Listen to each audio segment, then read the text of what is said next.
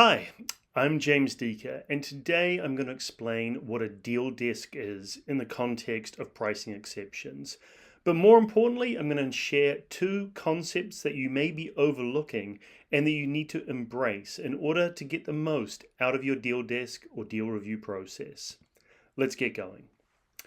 For a deal desk to be effective, you need two things to already be in place in your organization. The first is an appropriate rate card. And by appropriate, I mean well structured with all the right products at appropriate prices. It can't be fantasy. Some companies try to put out rate cards that are fantasy and show massive discounts off rate. I'm not calling that appropriate. The second thing is you need a series of rules for escalation that lay out who can sign off on what. For example, what can a manager sign off on? What can a director or VP sign off on? What needs to go all the way to the CFO or the CEO? So you have those two things in place. Now you can start to do a deal review process because you're always going to have some deals that need an extra level of scrutiny. They may need extra scrutiny for a few different reasons. The first is that they may be really big partnerships with your biggest 5 or 10 customers, and these are going to require CFO or CEO level sign off. The second is that you could be launching new products that need additional scrutiny as they go through the launch process. And then the third is there may be some new business practice where a client is asking for something in sales packages that you don't normally offer.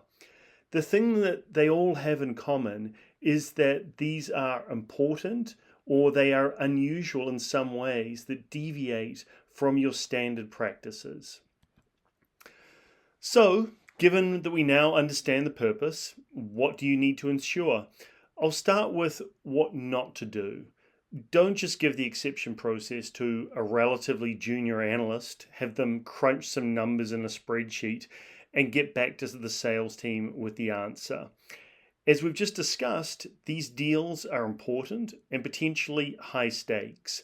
So, in fact, despite the fact that this video is going to be called What is a Deal Desk?, the thing that most companies should be asking themselves is how do I set up an effective deal review process and what role does the deal desk play in that? Okay, so that's what not to do. Instead, you need a forum where senior business leaders can come together to review the same information and make a decision. And here I have to give a call out to a guy called Bruce Falk, who ran an excellent deal review process. Bruce was a former COO of Brightroll when I was working with him at Yahoo, and later he became the CEO at Turn and the head of Twitter's ad product business. Bruce was the decision maker, but he knew that he needed input from the yield team, from sales, from finance, and potentially from product and engineering. And this forum was so useful that when Bruce left Yahoo, I took over this meeting and extended it beyond ad products to include other products. When you set up a deal in the deal desk process, one thing that you need to ensure is that everybody has the same packet of information that they're looking at. This pack should be created by an independent group, like the pricing, yield, or finance teams.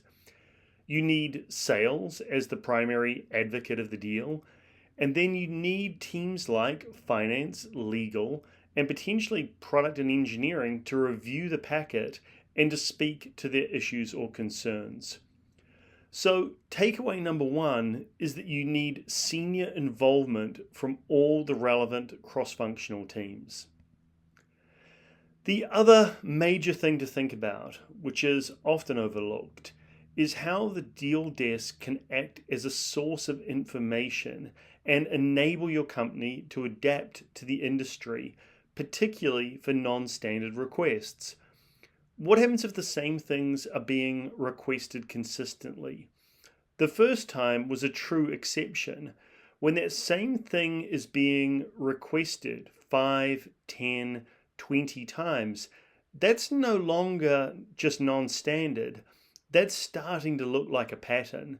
And in all likelihood, it is marking a change in the market that you need to respond to. You either need to change your product offering or your processes to accommodate this new change in the market dynamic. If you don't have a senior deal review or deal desk process, this information is likely to exist in the head of one analyst in one department, but it's unlikely to lead to widespread change in the organization and almost definitely won't lead to product changes. So, to summarize, a deal desk in its most basic form could be an analyst reviewing non-standard deals. Unfortunately, this is likely missing a huge opportunity because a well-run deal desk as part of a larger deal review process can be a forum for creating cross-functional alignment and a huge opportunity to incorporate market feedback into your products or processes. If you are enjoying this content, please hit the subscribe button. It really helps. Until next time, thanks for watching.